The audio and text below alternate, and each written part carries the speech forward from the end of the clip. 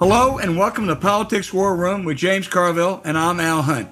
Thank you for joining us for our 100th episode. James, 100 episodes. We couldn't have made it this far without our listeners. We appreciate everything you do to support us in the Politics War Room.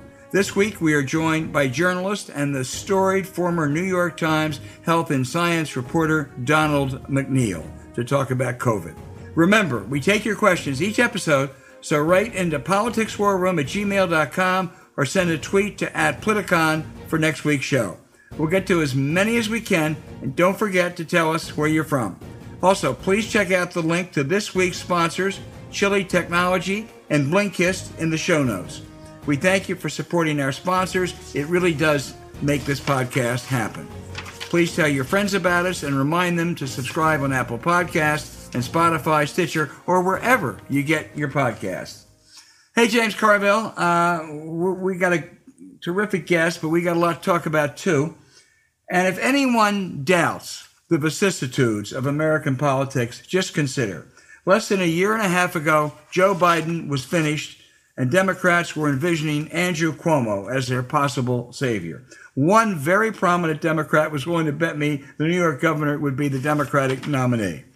This week, the best of the Biden presidency, passage of the billion-dollar infrastructure bill, one, by the way, that Trump couldn't get through with bigger congressional majorities, and Cuomo resigned in disgrace.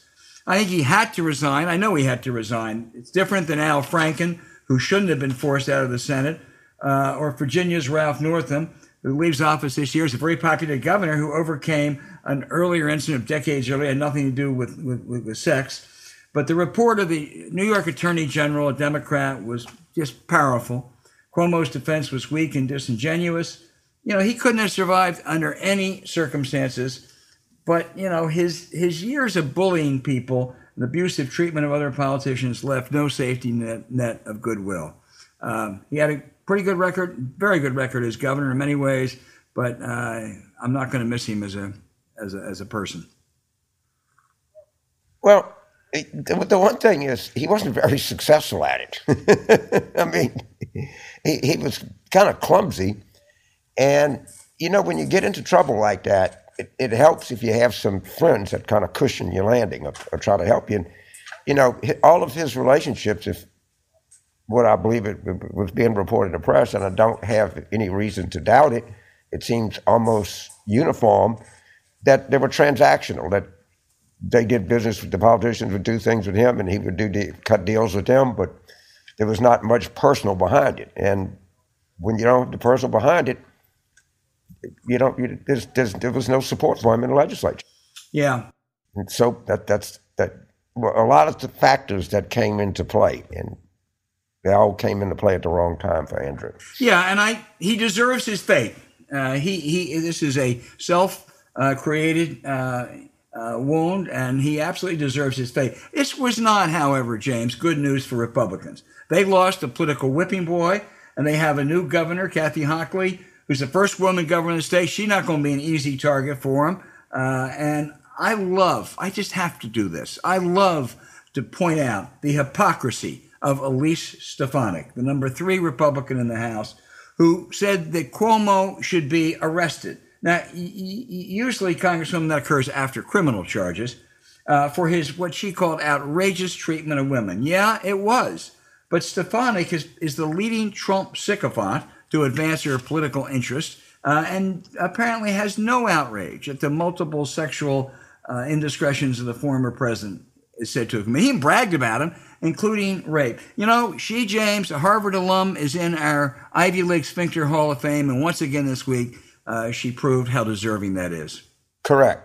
And that doesn't even get into Matt Gaetz or Dennis Hastert or Ken Starr or all of the other Republican sexual picadillos, if you call it. It's just unbelievable. You know, when you enter Trump land, you leave truth land. So that's just what happened with her. Not surprising. And it won't hurt her because people want to be lied to. Yeah. They demand lies.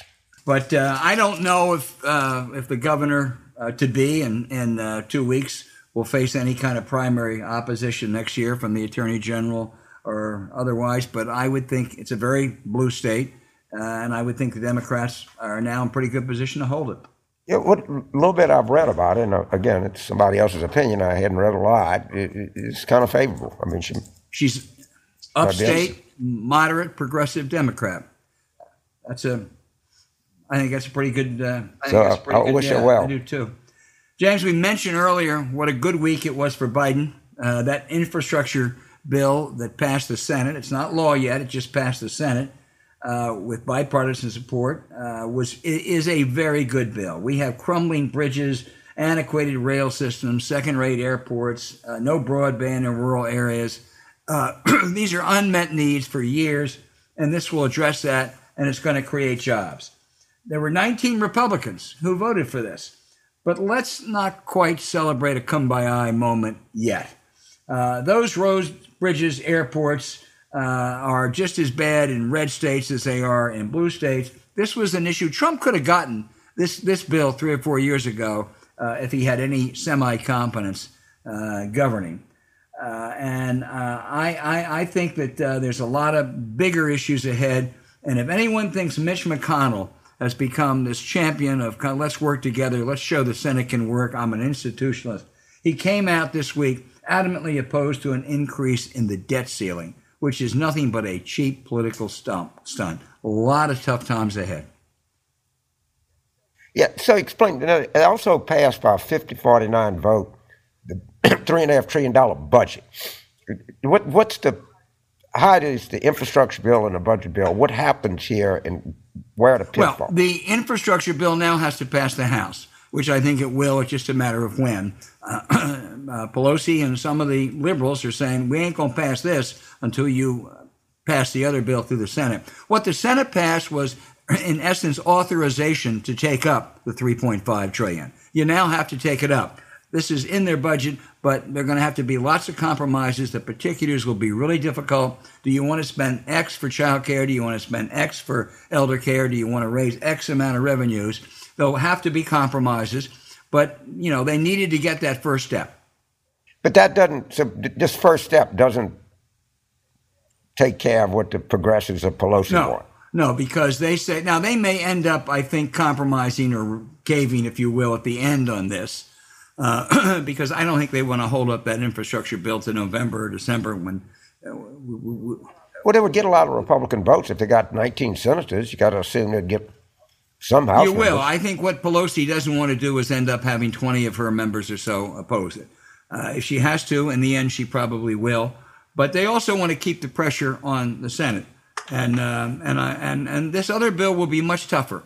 It's much tougher for two reasons. Number one, the size is so much bigger. But secondly, they're supposed to have taxes, revenues, to offset most of this. You can get the child credit extended. You can get Medicare to cover dental and vision. You can get pre-K and community colleges. But boy, you try to increase taxes on vested interest, that's going to be tough. Now, they'll do some of it. But, it's not going to be a pretty picture the next couple of months, but legislative process rarely is. Yeah, the one that I like the best is like IRS enforcement. I mean, people think there's a lot of, who can complain with that? Oh, they are. They have hired more K Street lobbyists than that because, among other things, what it does, it goes after rich tax cheats. And it also requires them, the other part of that provision that's so important, it requires them to report a lot of income that they've hidden so far with shelters and the like. And a lot of the big financial firms don't want to do that. They have all kinds of games and gimmicks and loopholes, and this will expose some of them and require them to pay taxes. Yeah, it's so destructive because people say they got all these loopholes and everything. The average guy, you put a 1041, they take it out of your check. Their only excuse is it's going to cost us more in taxes. You're right, because you're avoiding too much. Right. It's not changing the law. You just got to report the income. And it's not going to cost the welder who's a welder and the spouse is a school teacher, a librarian. Ain't going to cost them a thing. They don't have those loopholes. No. And the rich will have to pay just like the working people pay. They'll find other ways to skirt around it, but it'll cost them something, and they need to pony up and pay. But James, some of those provisions, if the Democrats play it right, are first of all, enormously important, and second, enormously popular. For seniors to be able to use Medicare to cover vision and hearing and dental problems is a big deal. To extend that the child tax credit took millions and millions of families out of poverty. It expires next year. To extend it is a big deal. We've talked about pre-K and the terrible inadequacies of our pre-K system. This would address that. And one final thing, it was the original proposal was like $400 billion for home health care providers. James, we pay gardeners and parking attendants more per hour in this country than we do people who take care of our elderly and our sick at home. And I'm all for parking attendants, but we shouldn't care more about people who take care of our car than people who take care of our loved ones.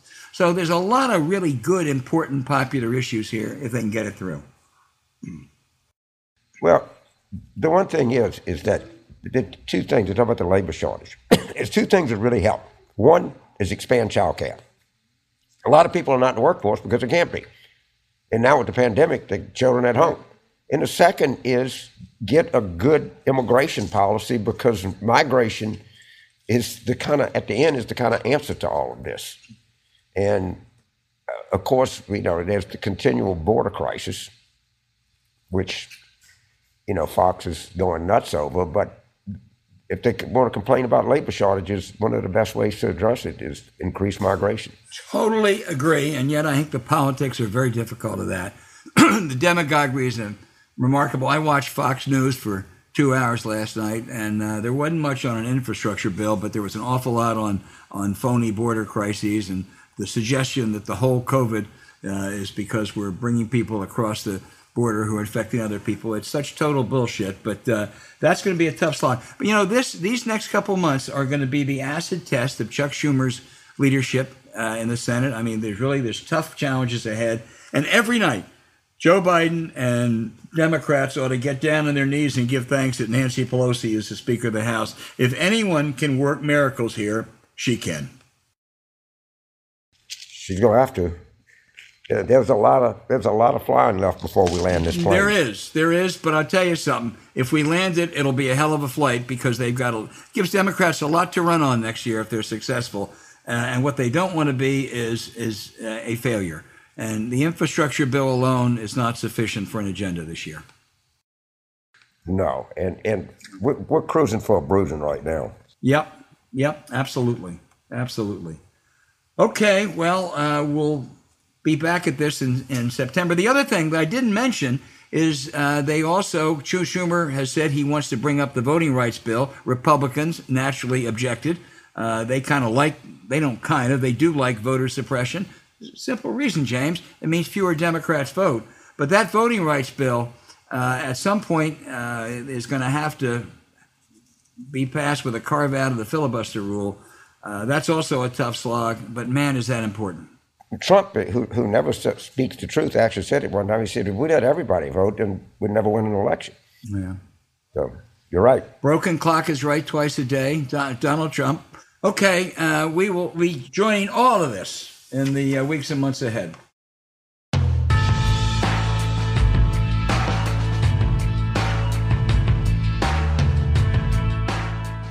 Donald McNeil was one of the first journalists to recognize and report on the COVID threat a year and a half ago. No journalist has followed this more closely or perceptively. He was a great health and science reporter for the New York Times.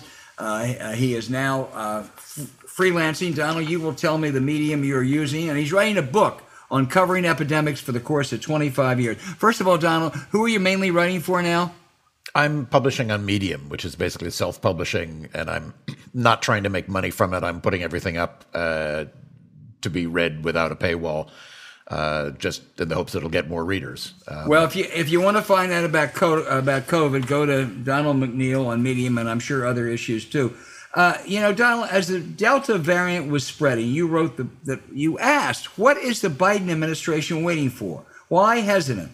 Why shouldn't the administration, move more quickly? What should they be doing right now?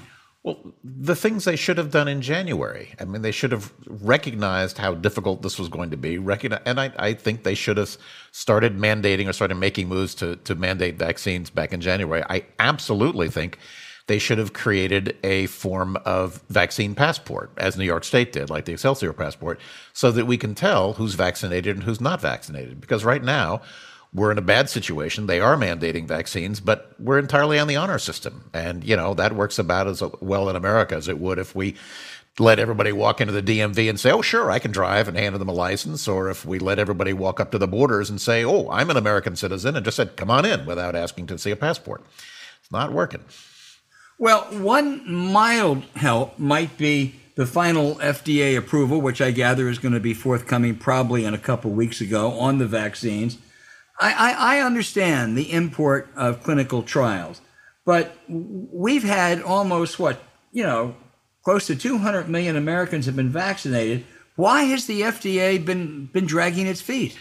Well, I don't have any insight into the FDA. One, there's nobody in charge.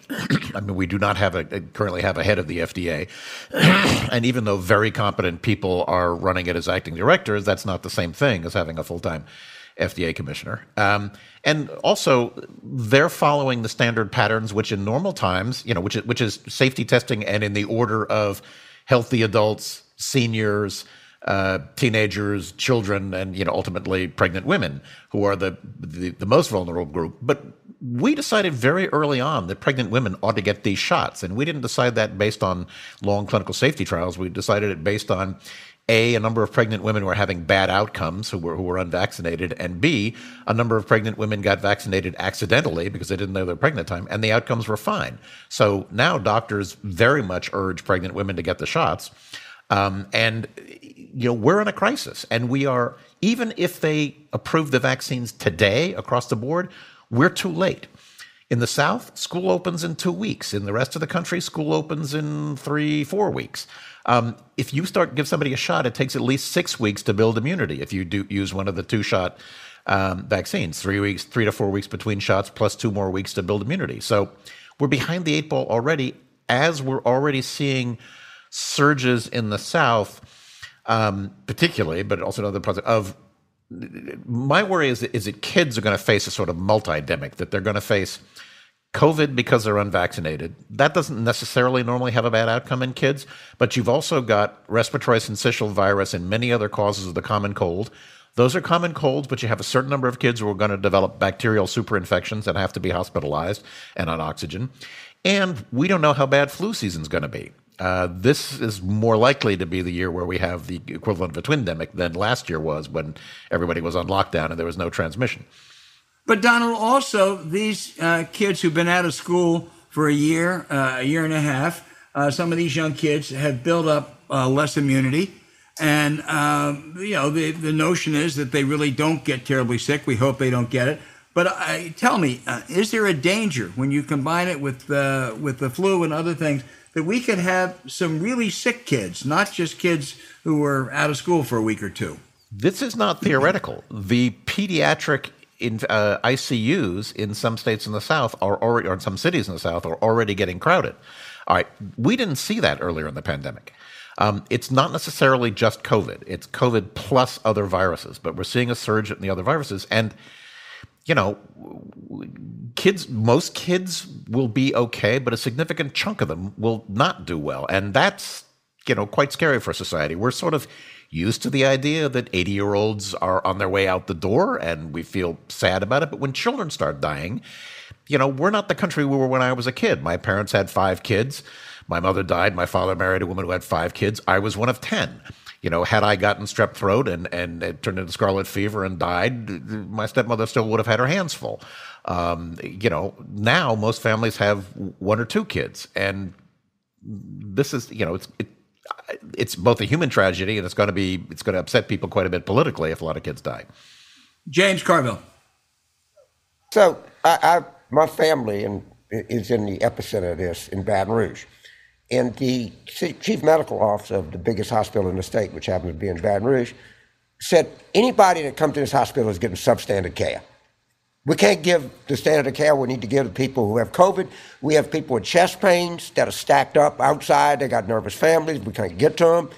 I mean, I get so done. I get so mad. I want to punch these goddamn people. All right, it's not just you and your freedom, or if you get it. I want to have a thing and hand it to people that don't have it. It says, I pledge to never show up at the ER if I have it. Because what's going to happen to me is I'm 76. I'm going to have a heart attack. I'm going to get in a wreck. All right, I'm going to have some catastrophic event, and there's going to be no room at the end. And that's the real problem that's being faced out there. And it's unnecessary. That's my view. I get mad, so I'm going to try to calm down. You're right, and there's data to back you up. There were studies earlier on in the pandemic that showed that if you were hospitalized in a hospital that had more than 75% of the ICU filled, meaning the doctors and nurses were extremely busy, especially trying to tend the ventilators, which is, 24 hours a day care with several respiratory technicians watching a bunch of people. If you were in a more than 75% overcrowded ICU, your chances of survival dropped by half. That's not a good situation to be in a hospital. And we've seen even scarier situations when you saw hospitals, in other countries in large numbers running out of oxygen. We saw in Los Angeles, a few hospitals get close to running out of oxygen, or the equipment was so overused that it began to freeze up. Oxygen generating equipment ices up if it's forced to be overworked. So there's a lot of danger in this situation. Yeah, so I'm going to get back to vaccine hesitancy because I think that's the real thing we deal with.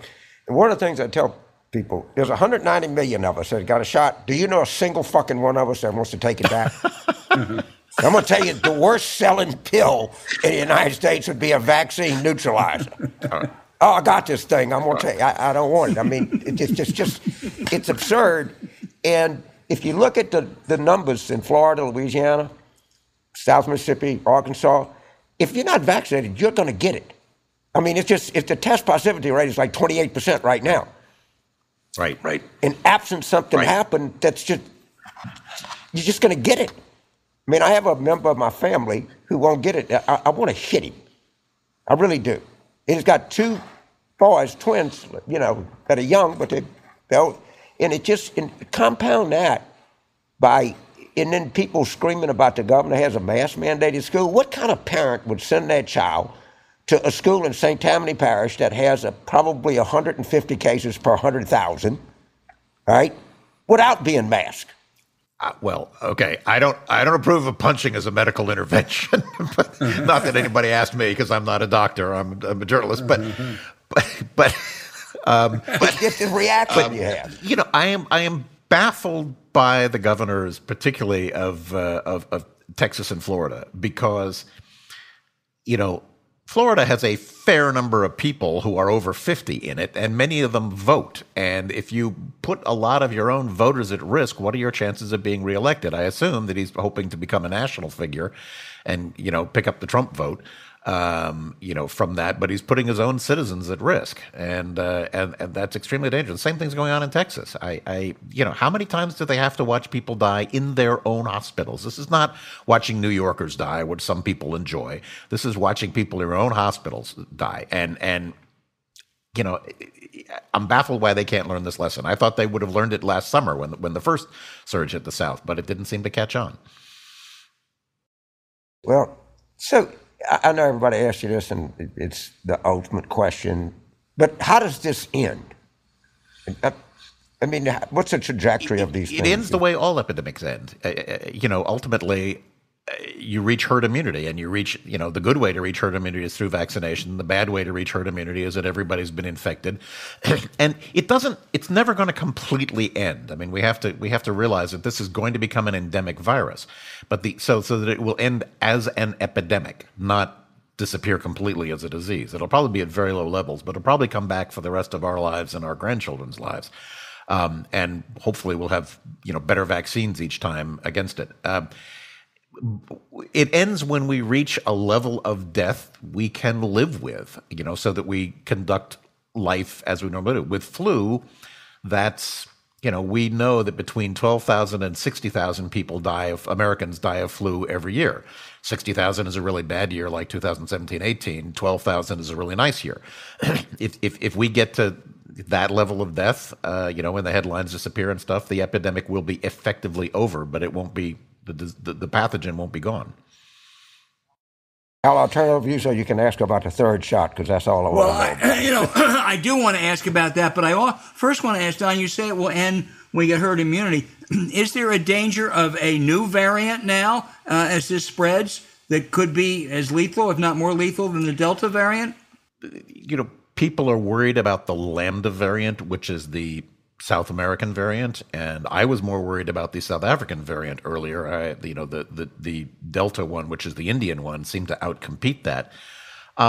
Yeah, there's some room for that. I mean, at some point, you burn up all the kindling. You don't have a lot of people who are both unvaccinated and uninfected who serve as the medium for the for the spread. But I don't know exactly when we're going to reach that yet. If you get enough people immune, then you knock down the spread of variants, even if they turn up. And let me pick up on what James just mentioned. There was an Israeli study that indicates that the effectiveness of these vaccines lessens considerably at least after 6 months. Who should be getting booster shots now? Well, definitely the immunocompromised should be getting boosters. Right. That is to say, people who are on, have had organ transplants or stem cell transplants, people who are in immunosuppressive cancer treatment. A lot of people taking the different when you hear those advertisements that say, don't take this medication if, watch out for tuberculosis, or, tell your doctor if you've been in an area with funguses. If you're taking one of those medications, you probably ought to talk to your doctor about that. One estimate I've seen is that about 3% of the United States is immunocompromised. That astonished me.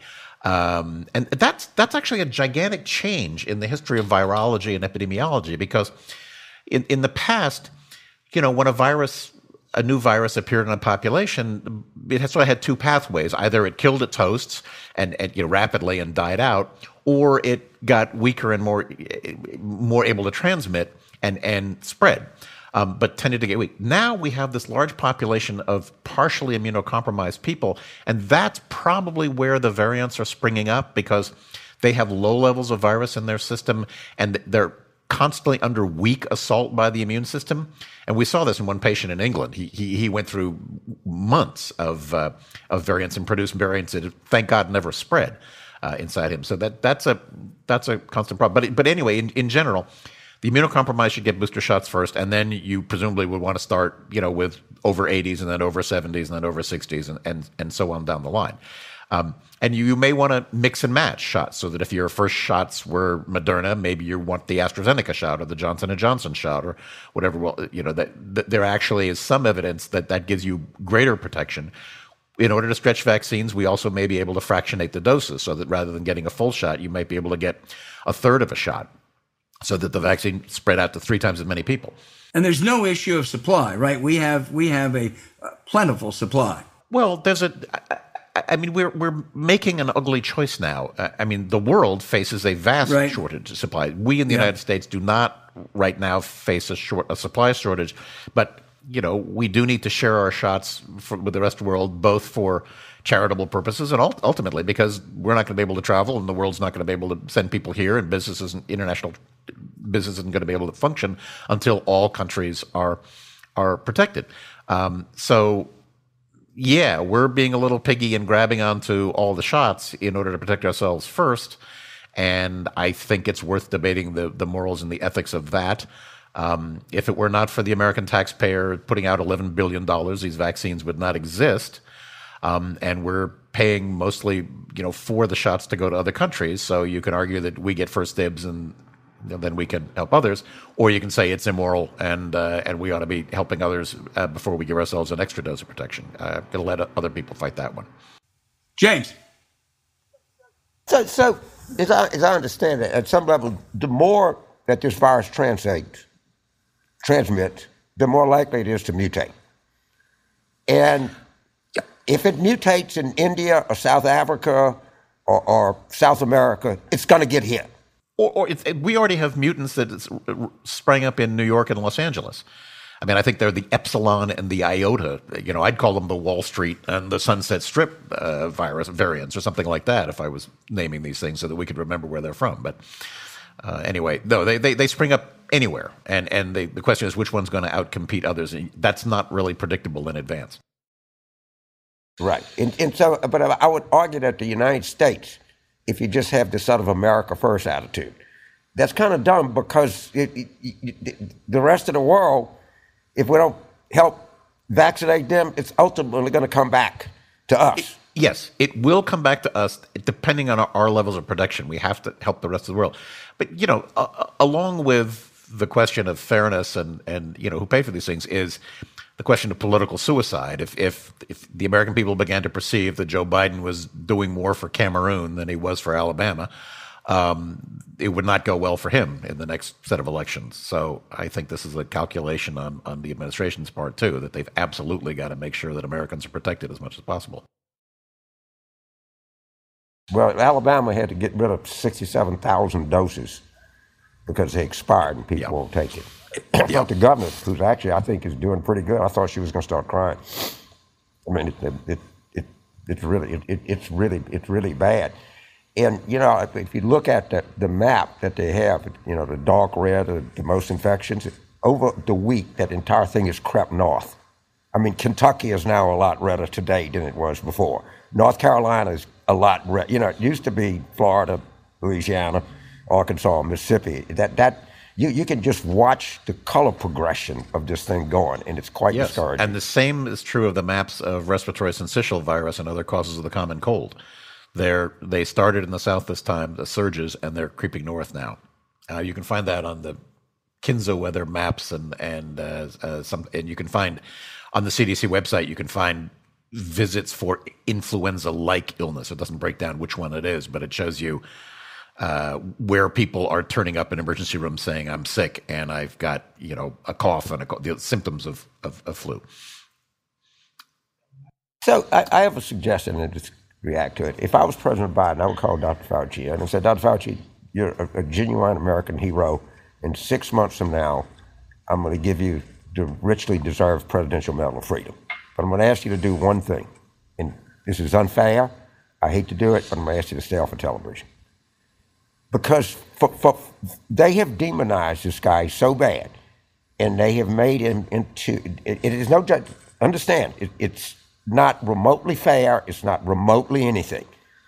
But he's become the face of this. And I think it might hurt somewhat that in vaccine. I think he might be, Tony might be, I have not talked to him about this, but I would not be surprised if he would be relieved by that.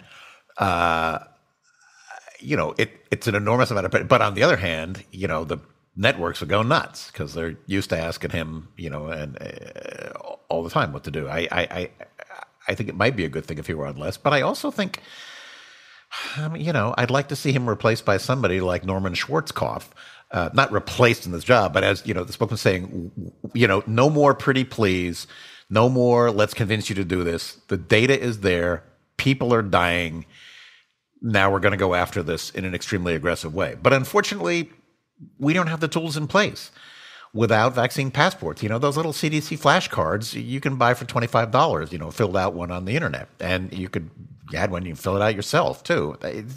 We've done a very bad job of preparing for what was inevitable, which is that we are going to have to impose vaccine mandates, as we are, it looks like, in the military, as we have in the Veterans Administration, as numerous corporations have, as you know, if we want to avoid another round of deaths in nursing homes this year, we're going to absolutely have to make sure that you know, nursing home staff is vaccinated, and possibly boosting the residents of nursing homes too. And we have to have some way of proving that, but we don't. And you know, there's some time but left to fix that, but they've got to start moving, and they've got to move with quite a bit of force on it. Let me ask you just one final question, Donald. James and I both watch Fox News periodically. I watched it this week for a couple hours at night. There are two messages that come across. Number one, that a lot of this surge, they say, is coming from illegal immigrants coming across the border. It's all really due to the border problem. And secondly, they bring doctors on who say, we're not quite sure. The science, is not clear cut. There's on the one hand, on the other hand. How do you rebut that, Donald? I have no idea where they're getting the figures on illegal immigrants. I know that there are, when there are testing at the borders, you find a fair number of positive people. That's because there are no vaccines in the countries that people are coming from. But that doesn't mean that the problem. This is like thinking that cutting off flights from China was going to keep the virus out as long as you kept Chinese citizens out and you let American citizens come in. It's ridiculous. Viruses are perfectly happy to fly in American noses as they are in Chinese noses. They find doctors. 96%, there was a study done back in July, 96% of all American doctors are fully vaccinated. Half of the ones who were surveyed said they intended to be fully vaccinated survey soon. So that leaves 2% of the doctors in the United States not getting a vaccine, which massive amounts of data shows works and is extremely safe. Who are these 2% of doctors, and why do they continue to have MD after their name? And, I'm afraid that those are the ones who are turning up on TV, and Fox News is dipping into a tiny pool of extremely irresponsible people. And that is what the anti-vaccine movement is. I mean, the anti-vaccine movement is not a self-help group of concerned mothers. It is, many books have been written about their conventions and stuff that's shown that it's backed by millionaire vitamin makers, sellers of a bottle of vitamin D that'll cost you $45, for something that costs, $1 to make maximum. The people who run clinics that offer to cure children of vaccine-caused illnesses with chelation therapy or with hyperbaric chambers or with other, Laetrile-type phony medical interventions that can be extremely dangerous. And they make a lot of money by doing this, and they keep driving the epidemic forward. And, I said in my essay, look, in the 1930s, we tolerated the German-American Bund. We tolerated the Silver Legion. We tolerated a lot of people who were saying things like, Adolf Hitler is our friend. He has no designs on the United States. Nazism is going to save us from communism. Franklin Delano Rosenfeld is controlled by the international Jewish conspiracy, and George Washington was our first fascist. I mean, these are literally the tropes that were being touted at that time. And we tolerated it through the 1930s, but once Americans began to die fighting Hitler, we stopped tolerating that and realized that they were responsible, that kind of feeling was responsible for a lot of American deaths. And it wasn't Facebook that was called in to police them. It was the U.S. Justice Department started investigating the people who were putting forth these tropes. And it turned out, a fair number of them were involved in financial shenanigans, and ultimately some were jailed and some were deported. And I think it's time for the Justice Department to look seriously into the deliberate disinformation campaign that's costing American lives. We've now lost 200,000 more Americans than we did in World War II. And I can't stand that. I hate watching these deaths. They were not necessary. Absolutely. I couldn't agree more. I'm telling you, people, I have a lot of Republican business friends, and they're getting mad at these people. I mean, it's really, if you run a business, I mean, they're like, all right, I've had enough of this shit. Well, about time. Yeah. I mean, presumably these are smart guys. How did they not realize this a year ago? Well, I don't know, but when they start to hit their bottom line, but I think we should publish the names of them. Well, their names, I mean, the Disinformation Dozen has been published by the Center for the Control of Online Hate or something. I forget the name of the center. They're all well known. They publish their own names. They're very prominent in the movement. I'm talking about the guy down the street that's not vaccinated. Oh, I see. Sorry. Well, first we have to get off the honor system. Before you even think about that, and then you got to think about privacy laws. You got to mandate vaccines. You're right, and vaccine passports. Also, I tell you what else you have to do out there. You have to read Donald McNeil on Medium now. Donald, I hope you'll keep writing about this because you are the best. When's your book going to come out on epidemics? It's a proposal right now. It's not a book. Okay. So I've been, I was crazy busy covering this pandemic for 18 months now. So the chance of writing a book or something is not, I'm only now beginning to go, calm down, stop writing these pieces and, work on a book. Well, we're conflicted because, number one, we want to have you on whenever that book does come out. God willing, this program still is there. But number two, we want you to keep writing because that stuff is so good. You have been a fabulous guest. There's no one better on this issue in American journalism than Donald McNeil. Thank you so much. My observation here, whatever it is, you ought to be on television more. You got the real good presence. You're authoritative. You know what you're talking about. I'm serious. And you're probably the kind of guy, I don't want to be on TV. I just do my work. I'm a nuts and bolts journalist. But we got to have people like you out there. I was on TV when I was working for the New York Times. I told the communications people that I would go on anything. I'd go on Fox if they wanted to invite me. I was on Rachel Maddow's show. I was on Christiane Amanpour's show and a number of others. You're on the NewsHour, the best of all. And I'm sorry, absolutely. I was on the NewsHour, of course, and I appreciated that. I did end up getting in trouble for speaking my mind a little too openly on Christiane Amanpour's show about what I thought about Donald Trump's understanding of science after his remarks about bleach, injecting bleach, and I'd said unflattering things about Mike Pence as a leader of the task force, and suggested that Robert Redfield maybe wasn't good enough in his job to stay in it. I haven't been invited. I'm here. People know where to reach me if they want. I hope they do. Well, I hope this gives you an opening, but thank you very much, and we will stay in touch, Donald. Okay. Thank you. Thanks for inviting me. All right. Great. Bye. Okay. Thank you, Donald. Bye. You bet.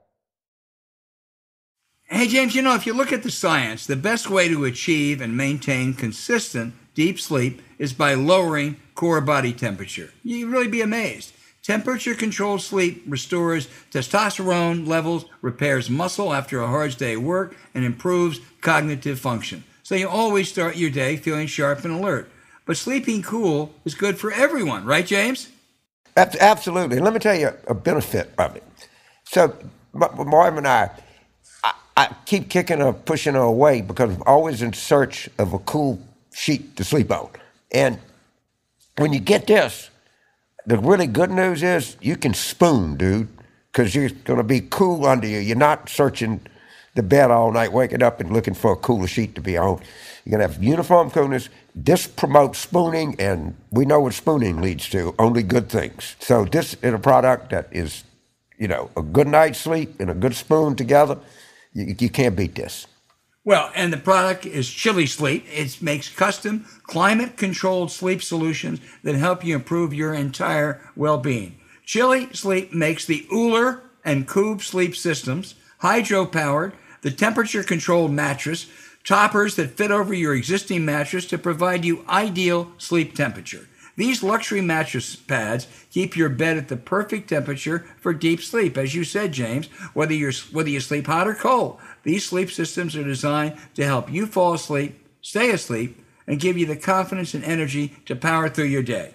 Imagine waking up and not feeling tired. Chili Sleep can help make that happen.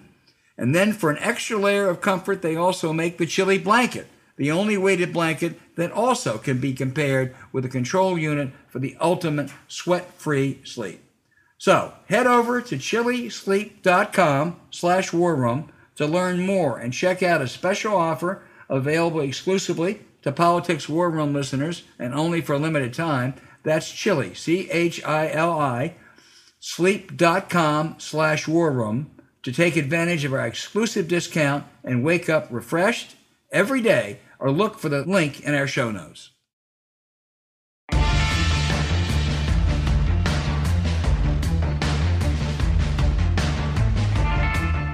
Hey, James, our first question is from Michael in Albuquerque, New Mexico. And he says, don't you want justice-type Democrats, which is the left-wing group, to run anywhere ever? Nina Turner had the potential not to be a team player with Democrats, so her loss was probably for the best. But you can't deny that progressive voters exist and the younger, more progressive voters are coming into the party. And Michael wants us to forget about worrying how Republicans will distort these candidates and their views for a second. If they aren't bashing Biden or talking about defunding the police, could you see yourself supporting a progressive candidate in a safe blue district? Well, I don't mean to try to weasel out of this, but and of course they exist in the Democratic Party. It's probably 20% of the party, and they keep losing elections. But would I rather have a Justice Democrat than a Republican? Of course, but I'd rather have a Justice Democrat than a trooper for Nancy Pelosi? No, I would not. And if I was voting in the primary, I would, if all things being equal, I would not have voted for Nina Turner. I would have voted for Shontel Brown. Well, but you're right. You can't deny that they exist. They just don't exist anywhere in the numbers that they think they exist, or anywhere in the numbers that the press think they exist. But it is a part of the party. I will acknowledge that. They don't win. They don't win primaries. They couldn't win a New York mayor's primary. It's also a question of definition. Who are they? There are a number of members of the House who I consider very progressive, very liberal, probably a majority. Now, I don't know. They may not qualify as Justice Democrats or members of the squad, but, they represent districts. They're very diverse in Colorado, Illinois, New York, Georgia. And they may not have the label Justice Democrats, but they sure are progressive. Well, suppose you found a Justice Democrat and ran against Raphael Warnock. Who would you vote for? You would vote for Warnock. It was well, not only is that a no-brainer, James, you're absolutely right, but Warnock's got a real shot to win a general election where a Justice Democrat would have none. Yeah. Correct. And again, I understand his question, but if you ask me to acknowledge they exist, I acknowledge they exist. They just don't exist in the numbers that they would like you to believe they exist in. Okay, Michael, let us know what you think. I hope we're moving a little bit towards a consensus on this. The next question comes from Mary in Stockton, California. James, she says, what's your assessment of the chances that Governor Newsom will be recalled? She thinks it would be devastating for California and the nation. I'm not a big believer in polls, but they don't look very good for him right now, and voter apathy is a problem. Mary, you are dead on right. I am really worried about this September 14th recall. First of all, it's a crazy system. Recalls have no justification at all. This guy won 62-38 last time, and the case against him is totally fraudulent. He didn't screw up in COVID. He did a lot better than DeSantis or Abbott did on that, and the economy is doing fine. This is a political move by Republicans. They know they can't defeat him one-on-one. The way that crazy system works, you vote for the recall, yes or no, and then if you vote to recall, you then have a second group of people, almost all of whom are Republicans, to vote for. I think it's worrisome because of apathy, James. I do too, and the California economy is more than fine. It might be the best economy in the world. All right, it grew in the last 5 years 21%, followed by New York at 14, and third was Texas at 12. And you and I have talked about this in the past. Why are California and New Jersey doing so much better than Texas and Florida? That's the question I would pose, because they are. And if anyone doubts that, they ought to look at Matt Winkler's Bloomberg data. That's just data. That's not opinion. That's data.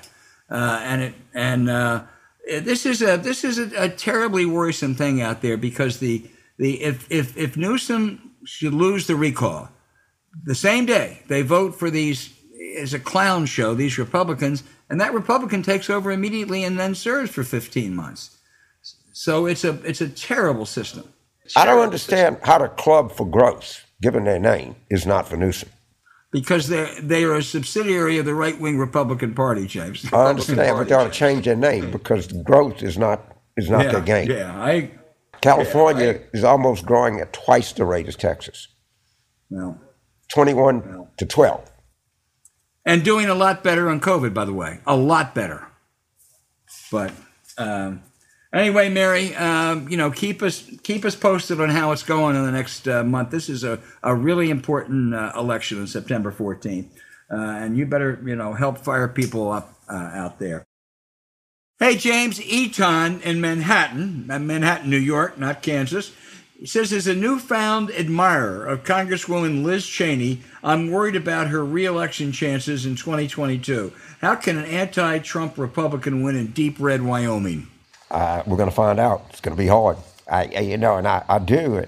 I'm actually, one of my daughter's friends works in her office, and you ought to see the phone calls they get from people from Wyoming calling in. You can only imagine. But one thing you can't say, she's phony baloney, man. She took a stand and she drove it home. She probably couldn't do anything else but that, just given her nature. I know her fairly well. I know her chief of staff better, but they're pretty tough people. If it weren't Liz Cheney and the legacy of Dick Cheney, she'd be dead. She'd have no chance at all. But she's tough. She's a good campaigner. And they have some roots there, and I think she has. It also will be probably an absolute circus of those 17 Trump-loving people running against her. So she's got a chance, Eton. Yeah, Dan in Mount Desert Island, Maine. I have been there. It's a great place. He said the Republicans have been successful in their efforts to defund IRS enforcement. Now they seem intent on investigating unemployment fraud. Why might this be an issue? The numbers compared to tax cheating pale in comparison. Let me tell you something, Dan. This is one of the great, great frauds in Washington. The IRS has antiquated technology, and with more money for enforcement and reporting requirements, for every extra dollar you spend, they would raise an extra 4 or 5. They are not raising it from you, Dan. They are not raising it from the average working Joe or Joan. They are raising it from very wealthy people who are tax cheats, some of it legitimate tax cheats, and that's all it is.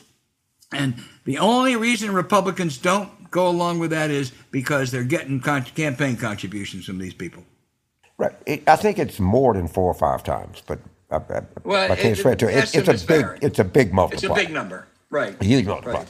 And why would you be against IRS enforcement? I mean, the average guy gets FICA, gets everything taken out of his check, gets withhold. And so that they can't, they get to do quarterly returns and everything. That's ridiculous. And let them make the case. Let them make the case that we want to continue cheating on our taxes, and we don't want you to. Yeah, totally agree. James Gillian in Mancos, Colorado.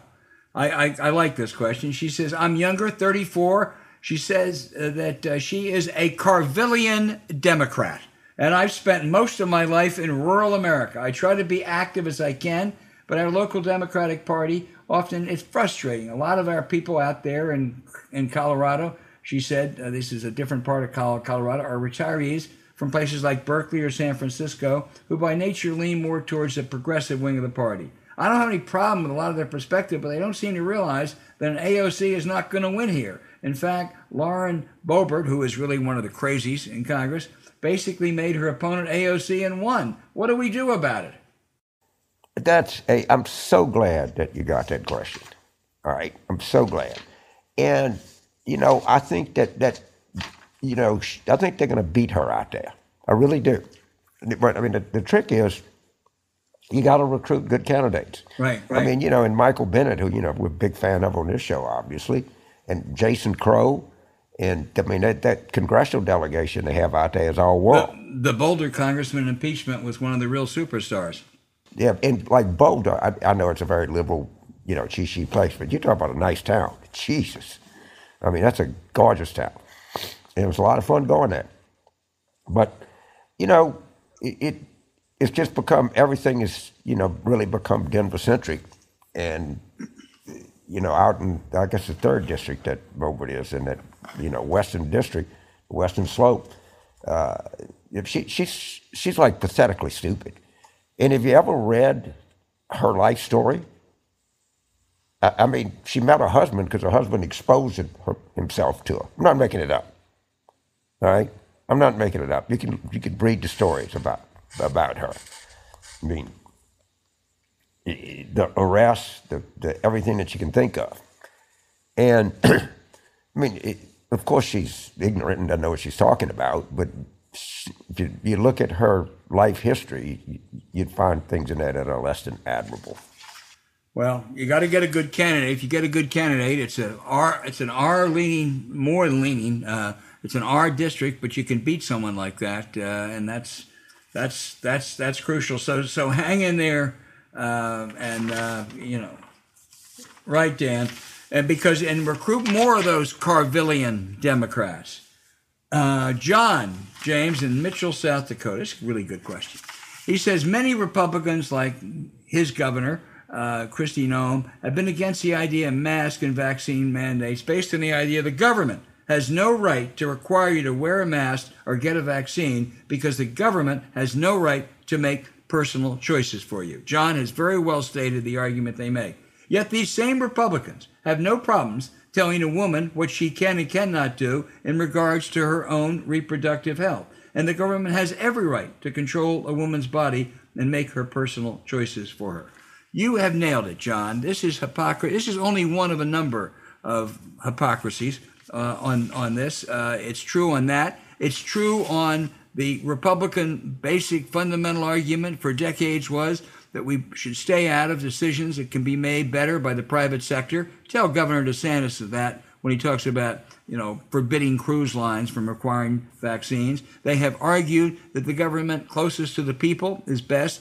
Yeah, but that is unless they don't like what the government closer to the people is doing. John, you're right. It's total hypocrisy. George Washington mandated in Valley Forge, that the Continental Army take smallpox vaccines.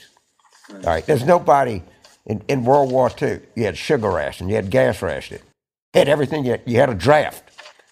All right. No one complained. More people have died of this virus than died in World War II. World War II and Vietnam combined. You don't have the freedom to infect other people. You don't have the freedom. Anything you can do to reduce the odds you go into the emergency room, taking up space from somebody who really needs the space, that's a sin.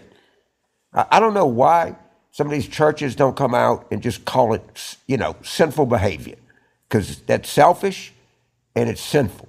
And I think I'd love to get some priest or some theologian to see if this is actually a sin. I think it is. I think it's a sin of selfishness and stupidity. Yeah, you're endangering other people's lives, isn't it? Yeah, your freedom ends where my health and my children and my friends' health begins.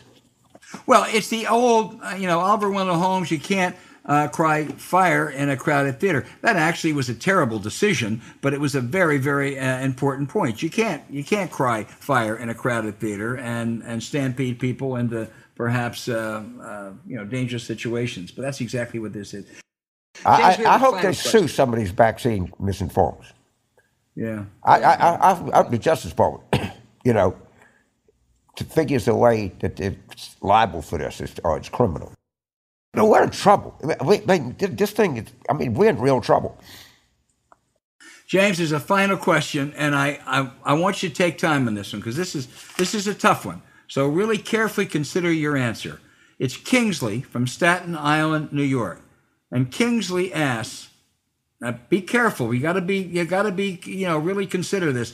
Do you think President Clinton would have beaten George Bush in 2000 if he could have run for a third term? Yes. And I also have no doubt that Barack Obama would have beaten Donald Trump if he could have run for a third term in 2016. Look, the experience of third terms on the gubernatorial level, witness Andrew Cuomo, haven't always been satisfactory. But the reason we have a two-term limit on the presidency is very simple. Republicans, after World War II, did to Franklin Roosevelt in death what they couldn't do to him in life. They enacted that constitutional amendment. And guess who the first person it affected? Dwight David Eisenhower. So I'm against it. I don't think there should be a limit, despite a skepticism about third terms. And Bill Clinton and Barack Obama would have been a lot better if they'd been elected at those times. Reagan would have beaten Dukakis, too. That's true. Of course, Bush did, too. Eisenhower was probably in not good enough health to run for a third term anyway. Well, but they didn't know it, and he did live for another 8 years. But he'd have beaten Kennedy in 60. Yeah, it was his. I remember his doctor was Paul Dudley White, who was like the leading cardiologist in the country. And, Yeah. you know, Well, he had an early heart attack, which they hid from the public. No one even knew about. He had a heart attack, David tells me, in 1949. And nobody ever knew about it until after he died. Such is not the world today. Oh no! He went down to Sea Island, Georgia, for 6 weeks to recover. Hey, turn your goals into reality this summer and take action to start learning what you need to get to the next level by joining us in using BLINKIST. BLINKIST takes top nonfiction books and gives you the key takeaways in text and audio explainers called blinks that you can learn from in just 15 minutes. You can use blinks to tackle procrastination, get started on developing an idea or business, take your projects to the next level, or dive into history with titles like A Short History of Brexit and What Happened. They've blinked thousands of titles in 27 categories, and if you like podcasts, they blink those too with Shortcast. And it's all in one app and right on your pocket so you can learn anytime, anywhere with BLINKIST. James, this is something that's made for you and me.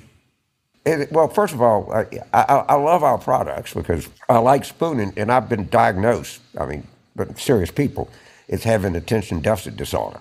I mean, a pretty, a real textbook case of it. And BLINKIST is just made for people like me, just made for it. And the idea that you have this kind of range in one spot, it also, it Ali sets it up, you're just good to go. It's a remarkable product. And it's particularly remarkable. I'm not going to say I'm a busy person and I don't have time to read, but I do have significant concentration issues. And this is manana, man. This is from heaven. Well, it really is. And you can get your summer reading list from BLINKIST. Books like The Prince by Machiavelli and A Promised Land by Barack Obama. And right now, BLINKIST has a special offer just for our audience. Go to blinkist.com/warroom to start your free 7-day trial and get 25% off of a BLINKIST premium membership. That's BLINKIST, spelled BLINKIST. Blinkist.com/warroom, and you get 25% off and a 7-day free trial. Blinkist.com/warroom, or look for the link in our show notes.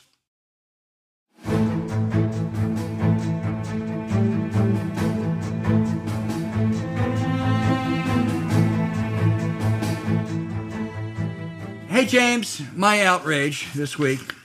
Texas Governor Greg Abbott. He's been a miserable failure in dealing with the COVID crisis, cases surging in the state. He's also a big voter suppression guy trying to push that through a special session again. But let me tell you what else he wants to pass. A law that prohibits local governments requiring employers to offer paid sick leave for workers who are ill or taking care of sick children.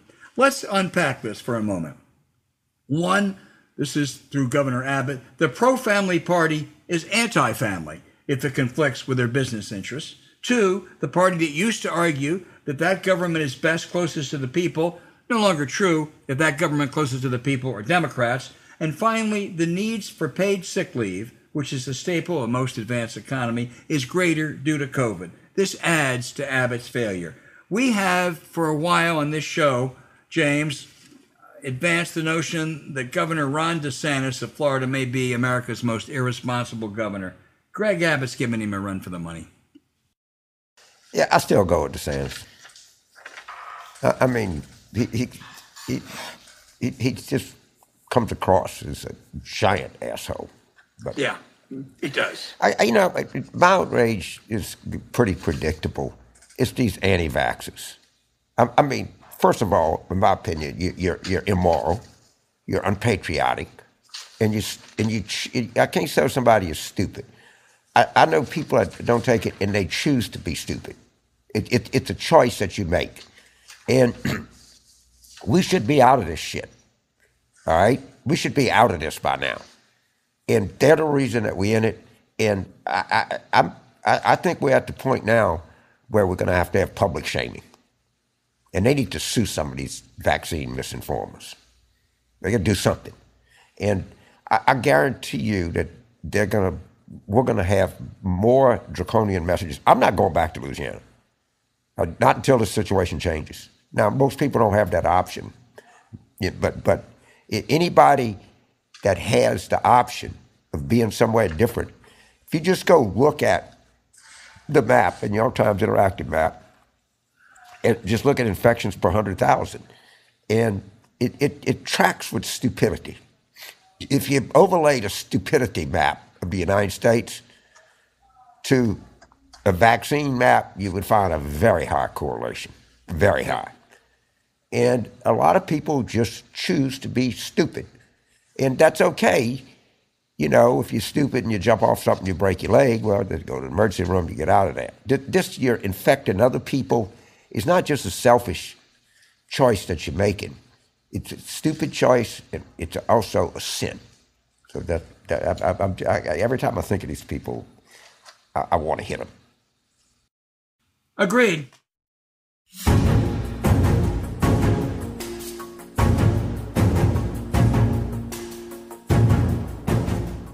Hey, thanks for listening to Politics War Room with James Carville. I'm Al Hunt. Don't forget to send your questions for us by email to politicswarroom@gmail.com or tweet them for next week's show at Politicon. Following this episode, we'd really appreciate it if you'd check out the link to our sponsors, Chili, Sleep, and BLINKIST. We deeply thank you for supporting them when you do, and it helps make this podcast happen. To keep up with us, subscribe to Politics War Room on Apple Podcasts, Spotify, Stitcher, or wherever you listen. Please rate the show with a 5-star review. We'll be back next week with another show as we continue our War Room planning.